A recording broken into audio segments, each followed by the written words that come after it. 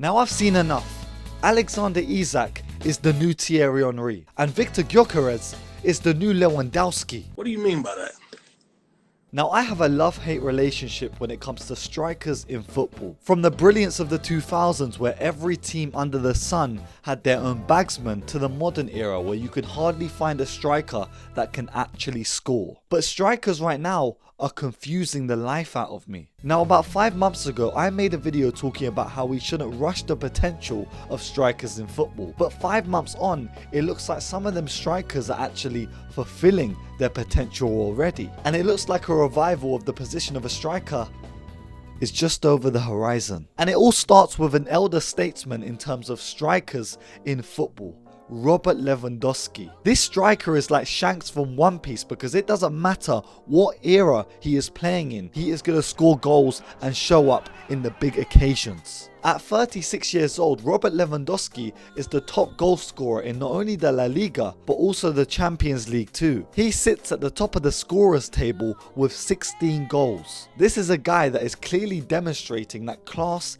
is permanent. Ask an Arsenal fan right now, would they take a 36-year-old Robert Lewandowski? Of course we would. I would actually beg on my knees for Robert Lewandowski to walk through the doors of the Emirates. And to me this is crazy. At the age of 36, Lewandowski is bagging goals for a club that is actually competing in all competitions. And comparing him to strikers of the past, you know, at this age, at 36, certain strikers were doing farewell tours. And Lewandowski's not just scoring charity goals, he's turning up in the big games. Scoring twice against Real Madrid the first time he faced them, and then once again just the other day in the Supercopa. And of course he would go on to bag against Bayern Munich in the Champions League when he revisited his former side. And I think whilst we're on this topic of older strikers balling out right now, I think it's hard not to mention Chris Wood, because Chris Wood is now 33 years old and is terrorising the Premier League. He is in exceptional form for Nottingham Forest in the Premier League this season, and as of making this video he scored 12 goals in 20 games. And just the other day against Liverpool he scored a brilliant goal, finishing off this bit of transitional play that Nottingham Forest executed against that Liverpool side. And this is a guy that is actually exceeding his expected goals this season with 7.2. The guy scored 12. And his performances haven't been going under the radar because back in October he actually won the Premier League Player of the Month, making him the first Nottingham Forest player and New Zealander to receive the honour. Chris Wood's contributions have been instrumental in what Nottingham Forest have created this season, because having this big guy up top with all of these flary speedsters in behind him is just a bit of magic, and it's a bit of football heritage if you ask me. Every time I sit back and watch Nottingham Forest play, it actually gives me this sense of nostalgia, because the defenders just defend, the midfielders are creative but also, you know, strong in the tackle, the wingers are real wingers that take on opposition, and Chris Wood is the archetypal 2000 striker, the big man up top that can hold up the ball but is also clinical with 1 or 2 touches that lead to a goal. But it can't just be me that's been thinking this, but we've known that Chris Wood has been this underrated bagsman in the league for so long, and even just in the Championship too. Chris Wood was Leeds United's star striker from 2015 to 2017. And you might be asking, how do you even know this? Well, it's actually because I'm a big Mini Minter fan, Simon Minter. This guy used to talk about Chris Wood in his videos, so of course I'm gonna know about Chris Wood. In the 2016/17 season, Chris Wood scored 27 goals in 44 appearances down in the Championship, winning himself a shiny golden boot which would ultimately spur him on to make a move elsewhere. During this time he was one of the deadliest strikers in the Championship, and Burnley saw this and said, you know what, we can utilise the Wood. So in 2017 they snapped him up for a club record fee of £15 million. And this is where the Chris Wood Premier League heritage began. Wood was a consistent goal scorer for Sean Dyche at Burnley, scoring 10 or more goals in 4 consecutive seasons. In the 2017/18 season he also played a pivotal role as Burnley finished 7th, securing Europa League qualification. And it's crazy because he was scoring consistently in a side that was so defensive. How on earth was he supposed to get opportunities? But when he did get them, he finished them off. And then in 2022, Newcastle signed him for 25 million so he could help them with their relegation battle. And although he did score some impactful goals for the club, he called it a day and made a move to Nottingham Forest. And I think right now in football, he is proving that you don't need to be this marquee striker signing to make an impact. Now, Alexander Isak has also been making waves in football at the moment, but his talent has been prevalent for years. Because even before his grandioso move to Newcastle, this guy was a prolific striker for Real Sociedad. And it wasn't just Newcastle that were interested in signing him, it was the likes of Arsenal and Chelsea too. He initially made the move to Newcastle and we saw signs of something special.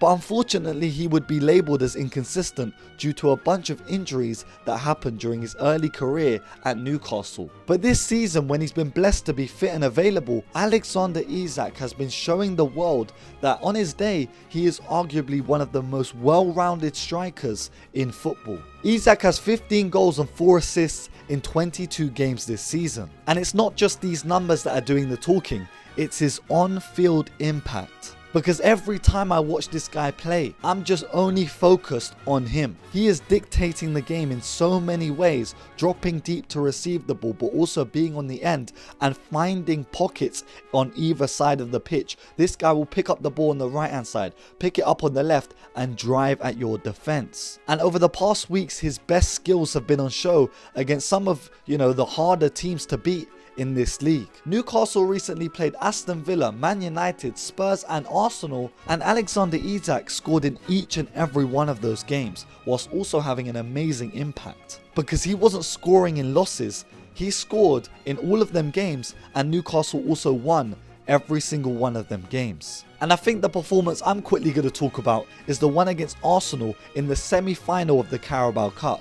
Because not only did Isak score the first goal, but he pretty much assisted the second, and then this guy was off by the 65th minute. I'm sitting there watching Arsenal struggle to break down Newcastle, and this guy is having a shower. That has to be a humiliation ritual for Arsenal fans. And by the looks of it, this form that he's on is not stopping anytime soon. Because the Swedish international, Eritrean Thierry Henry, is really that guy. Let's not be acting like this is not the best striker in the league right now. This is a striker that every big side in the world should be looking at. And if we're being honest, Newcastle should be looking to just bolster their attack. Because right now, they have Isak, they have Anthony Gordon, and if they were to get a world-class right winger, that could be an amazing trio. Now, we've spoken about one Swedish striker, but I think it's time to talk about the Swedish Hannibal Lecter, a guy that has been feasting on defenders for about 2 seasons now. He is proving every doubter wrong, and I am one of them. From lacing up his boots for Coventry City,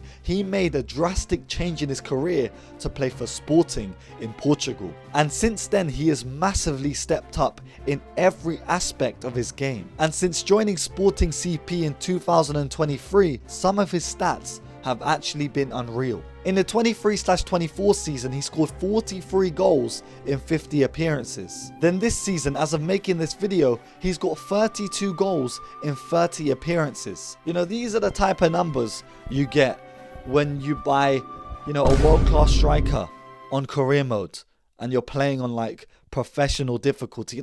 Come on, man, get out of that league. Would he be able to replicate some of these stats in the Premier League, La Liga, Serie A, Ligue 1? Take away Ligue 1, yeah? Take away Ligue 1. But even when watching this guy in the Champions League, he is the real deal. I remember a goal he scored a few months back against Lille. The ability to just turn a man and just finish off so seamlessly is something that not all strikers can do. And to be able to be this big, but this nimble on the feet to do that is something that, Premier League fans haven't seen before. He's not coming in with a skinny build like Alexander Isak.